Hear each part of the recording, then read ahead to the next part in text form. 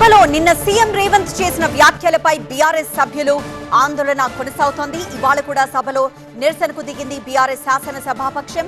ఇదే సమయంలో ఎస్సీ వర్గీకరణకు అనుకూలంగా సుప్రీం ఇచ్చిన తీర్పుపై సభలో చర్చకు సిద్ధమైంది ప్రభుత్వం. అయితే సబితారెడ్డికి రేవంత్ క్షమాపణ చెప్పాలని, ఆమెకు మాట్లాడే అవకాశం ఇవ్వాలని పట్టుపట్టింది బీఆర్ఎస్.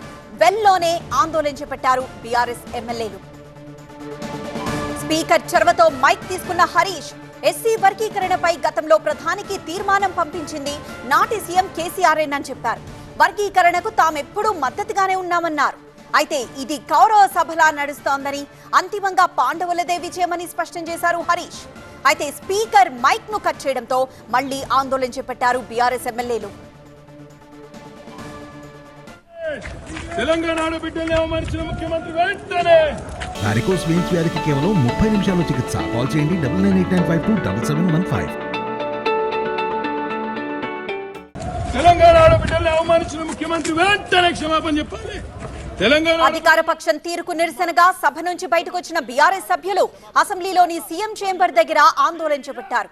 అక్కడే నేలపై కూర్చొని ధర్నా చేశారు. భారీగా వచ్చిన మార్షల్స్, కేటీఆర్, హరీష్ సహా బీఆర్ఎస్ ఎమ్మెల్యేలందరినీ బయటికి ఎత్తుకు వెళ్లి వదిలేశారు. అక్కడ కూడా ఆందోళన విరమించలేదు బీఆర్ఎస్ ఎమ్మెల్యేలు. అసెంబ్లీ ఎదుట బైఠాయించి నిరసన తెలిపారు.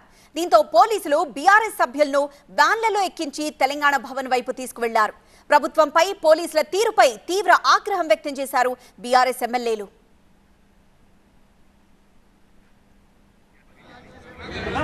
బీఆర్ఎస్ మహిళా శాసనసభ్యుల పట్ల ప్రభుత్వం క్రూరంగా వ్యవహరించిందన్నారు మాజీ మంత్రులు ప్రశాంత్ రెడ్డి, జగదీష్ రెడ్డి.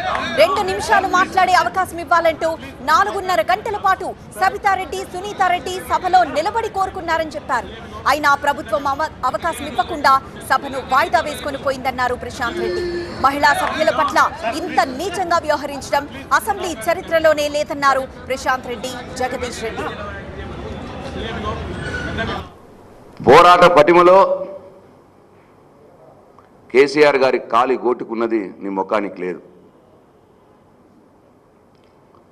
కేసీఆర్ గారు సొంతంగా ఒక ఉద్యమాన్ని ప్రారంభించి, కేసీఆర్ గారు సొంతంగా ఒక రాజకీయ పార్టీని ప్రారంభించి,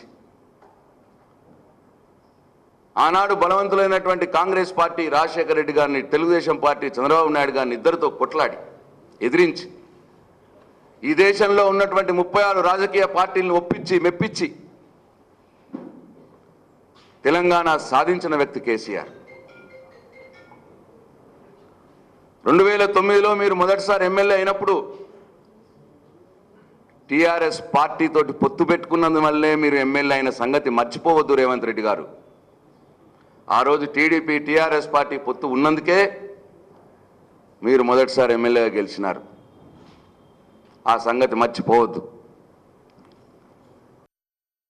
ఈ రాష్ట్రంలో మహిళల పైన జరుగుతున్న అత్యాచారాల గురించి వాళ్ళకు అండగా, వాళ్ళకు ఊరటగా శాసనసభ దృష్టికి తీసుకురావాలని, వాళ్ళకు ఒక ధైర్యాన్ని ఇప్పియాలని చెప్పి సబితక్క ఏదైతే మాట్లాడిందో, ఏదైతే ప్రయత్నం చేసిందో అది కంటగింపుగా మారింది వీళ్ళకు. అందుకే అదును చూసి దాడి చేయాలన్న పద్ధతుల్లో ఒక దొంగల్లాగా, ఒక దుర్మార్గుల్లాగా ప్రవర్తించారు. 10 గంటల నుండి 2.5 గంటల వరకు 3 ఆడపడుచులు, 3 అక్కలు, 3 తెలంగాణ బిడ్డలు వాళ్ళు ఎదురుగా నిలబడి ఉంటే కనీస సోయి లేదు, ఇంగిత జ్ఞానం లేదు, ఈ రాష్ట్ర మహిళలు చూస్తున్నారు అన్న సోయి లేదు. 2 నిమిషాల అవకాశం ఉంటే ఇవ్వలేదు. ఈ రాష్ట్ర శాసనసభలో కూడా మహిళలు ఉండదు, రక్షణ ఉండదు అన్నట్ట.